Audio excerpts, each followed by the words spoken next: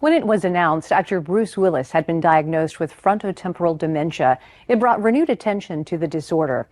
I wanted to know more and contacted a local neuropsychologist, Dr. Thomas Crum with Sentara Neurology Specialists. He told me he won't see a patient with FTD for a year or so, and then 3 or 4 patients will arrive all at once. So this is considered a rare type of dementia. It's also incredibly complex and not well known.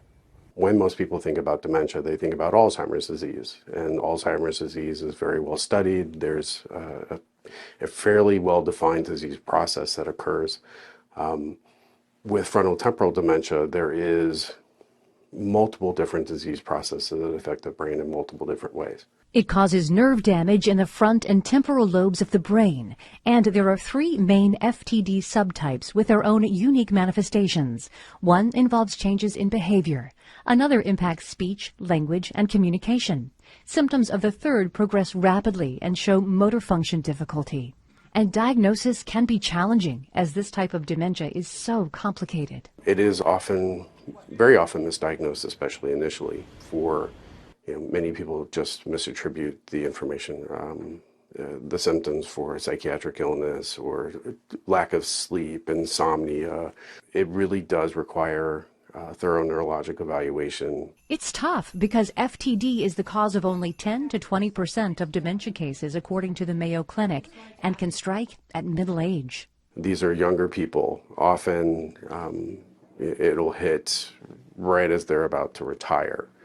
So they have plans for the future that are amazingly disrupted and very quickly. You also have people at times at the height of their career when this starts to take a role. So there's a huge amount of loss. Loss for the patient and the patient's family. And there is a small genetic component to frontotemporal dementia.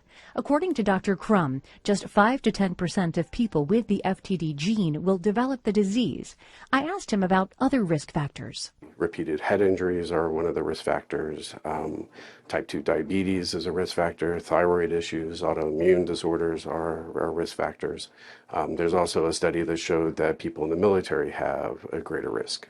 Some studies indicate men may have a higher probability of getting an FTD diagnosis as well. Treatment after diagnosis is generally palliative to manage symptoms. Right now, there are no medications that can cure or stop the progression of this type of dementia. Research regarding prevention of dementia in general is useful, however.